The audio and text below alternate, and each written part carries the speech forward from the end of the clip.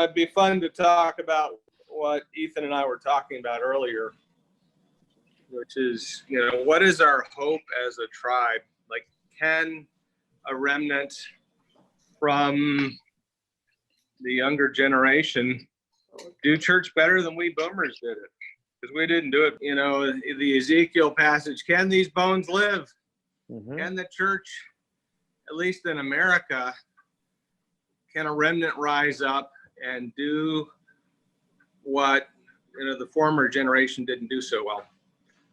Like we've lost community in America. Forget the church. We've lost community. And when we kind of come out of our bomb shelters, is there going to be something that looks like community that we move toward, or do we get back on our iPhones and call that virtual community? Do we opt for that? What is your thought? That's a big question. First of all, I'd just like to say hello to everyone. Seeing a lot of faces I haven't seen in a long time. Would love to know how you are all doing. I know that you've been to Thailand and Nicaragua since last we talked. Hi, Andrew and Jacob down there. Are you guys in a separate house by yourselves, or do you have other people there as well? So are there 2 houses? Technically 3 houses. 3 houses. Okay. And are you just living with people in Gainesville, or did you just rent a bunch of houses real quick, or? It's actually worked out really well. Okay, awesome. And I can't hear anyone. Maybe they're all muted, I guess. Here we are. Okay. All right. Hey guys, how are you? Who is still working on their companies? Are all the companies that you launched still going? Is 2 of them. Yeah. Is anybody revenuing? Does anybody have any revenue? Web Solutions. Lexi does. Okay. Wow, that's cool. So Lexi, you were able to get to product and revenue? Yes, sir. Yeah. Okay. Interesting. All right. I'd be very curious. I know that you've been speaking with Jessica Taylor at Shop at the Well. We had a conversation about what you guys were up to. So. Yeah, she was awesome. So good. She was giving me some of your advice. I loved it. Yes. You can say, I already got that directly. Yeah. Awesome. And Clink, was it Clink? Yes, sir. So, and we're moving. app is launched. Like, can I download it? Do you have an iPhone or an Android? iPhone. Okay, so that'll be out in. I don't know. We submitted our app to Apple and then got rejected because they don't want us like setting up donors in the app. They want us to redirect to a website. Ah, interesting. So they want some like business logic change. Interesting. And so can you actually receive donations on it? Yes. And are you? I say the problem is everybody uses iPhones who we're trying to get to, because like obviously most of the world uses Android, but most Americans use iPhones. Yeah.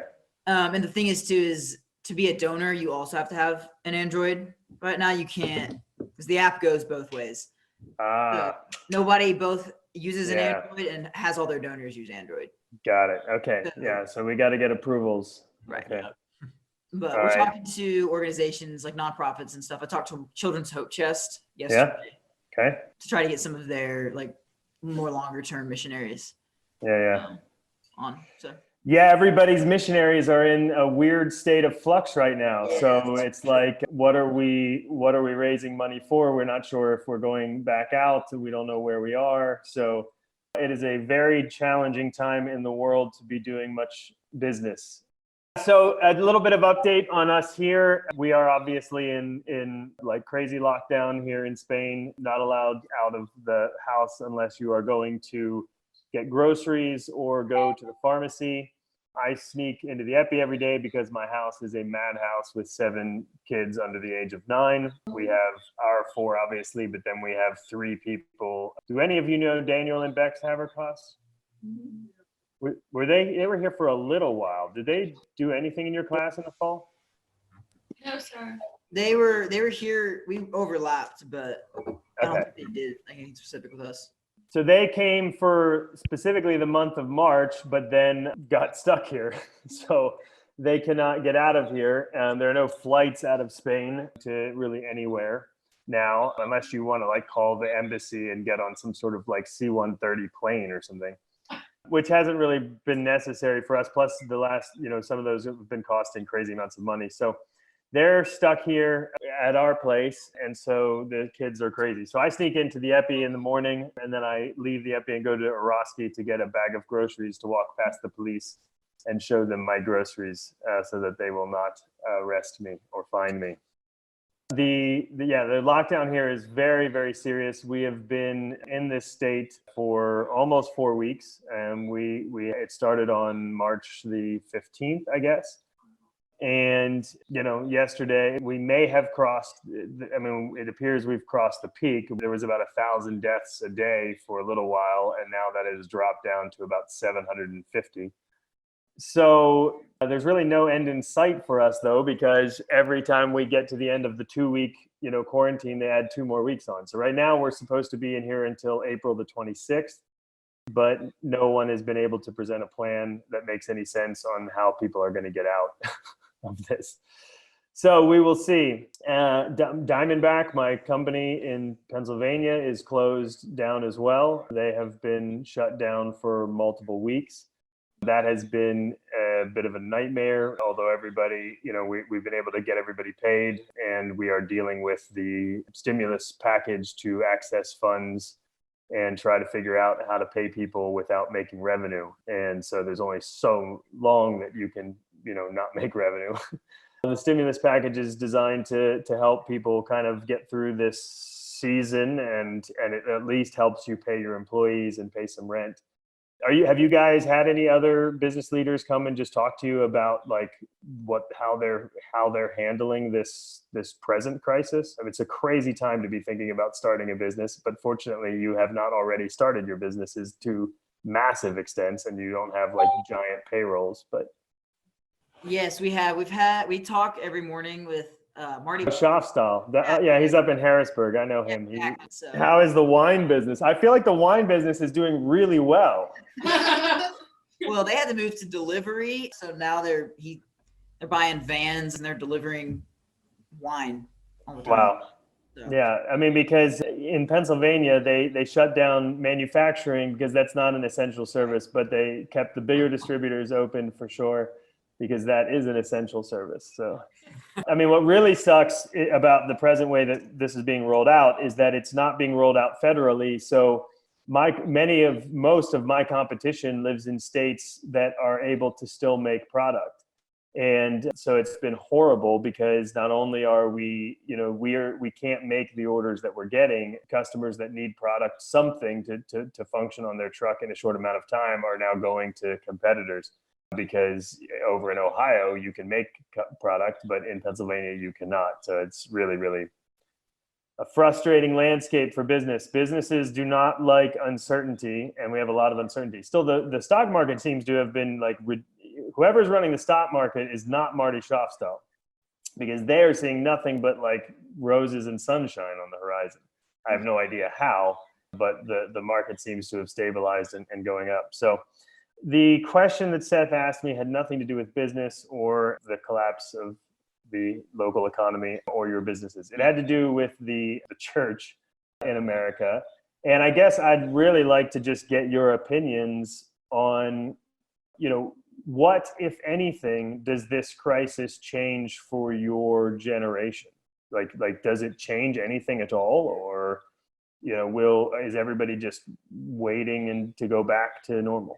I personally think, as far as young people go, I think we were already.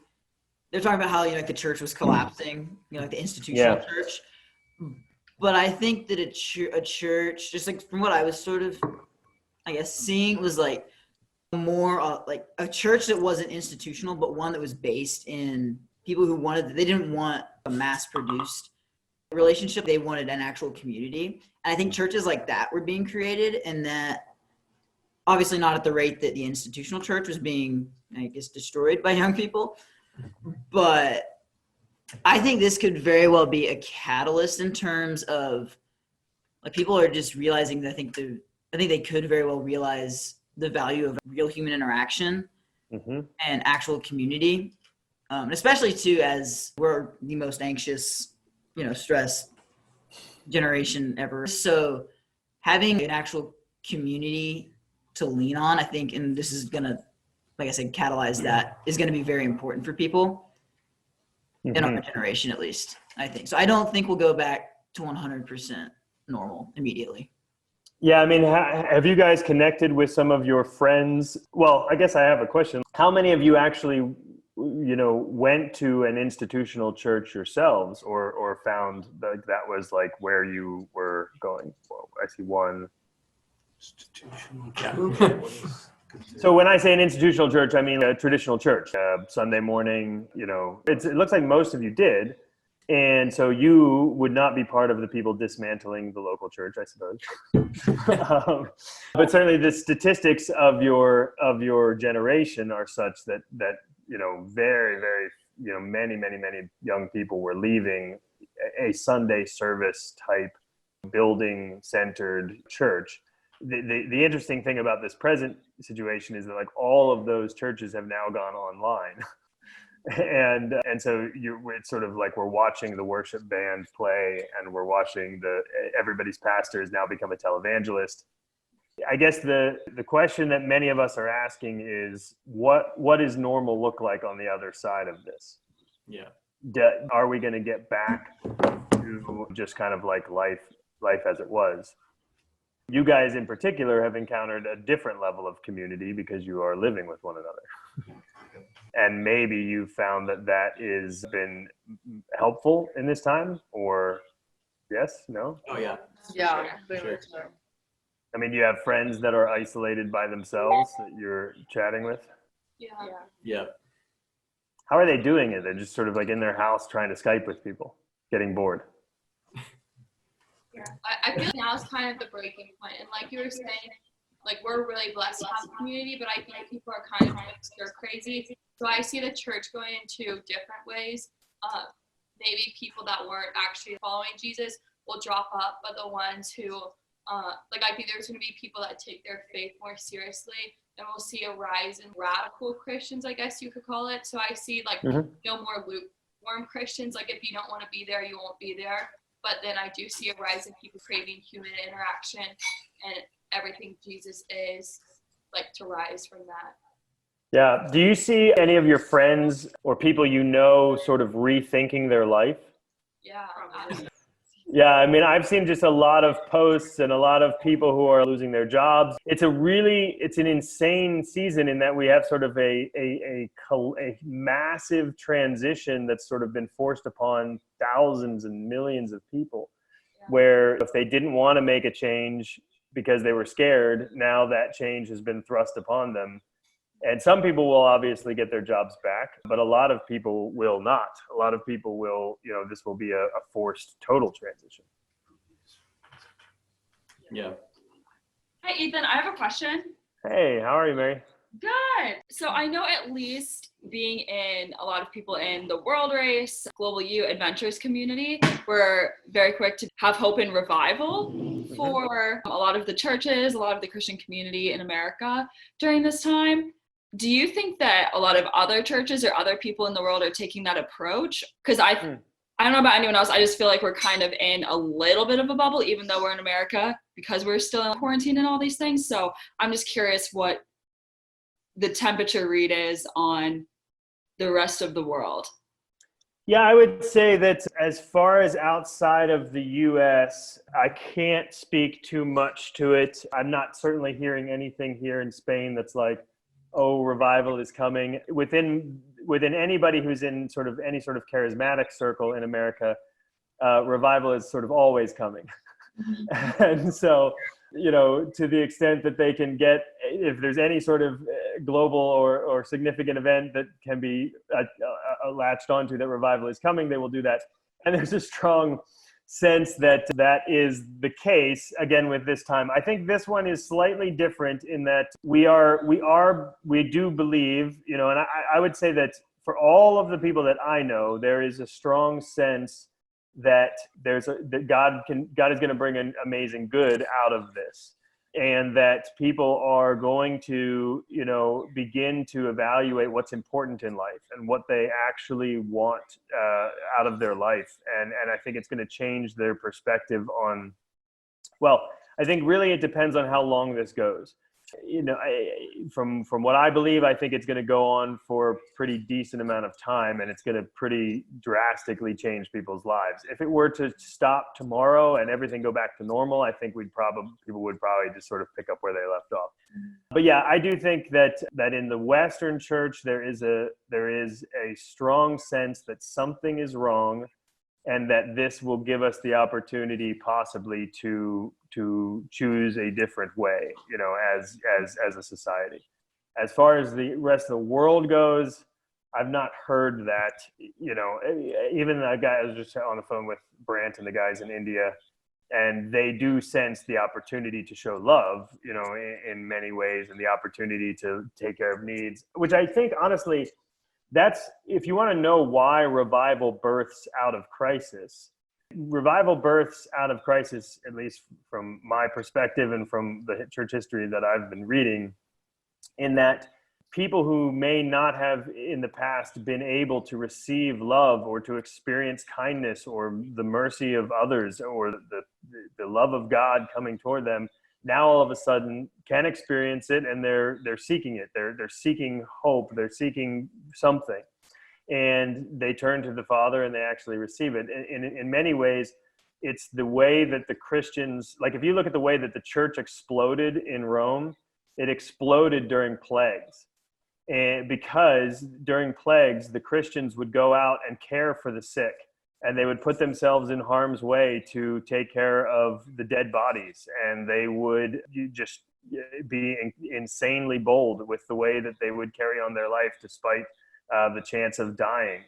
And certainly in one of the major plagues toward the end of the persecution of Christians before Christianity became the official religion of Rome, the Roman priests were like lamenting to the Pope that, like, we're going to lose all of our people because they're all becoming what they called atheists, by which they meant people who no longer believed in the Roman gods, because they're seeing the way that these Christians act and live in spite of the consequences that are there. And so I think that it's an opportunity for Christians to rise up, to meet needs, to stand in the gap, to do things that show the love of Christ in radical ways at great risk or cost to themselves. And that usually awakens people to the God that we have inside of us. And that's usually how revival begins to birth. I hope you guys are praying into that. I know your elders are praying into that. It's something we wonder, and really our lives are kind of committed to the proposition that there will be a better day for the church. We will see a different kind of church, and you guys are going to help bring it.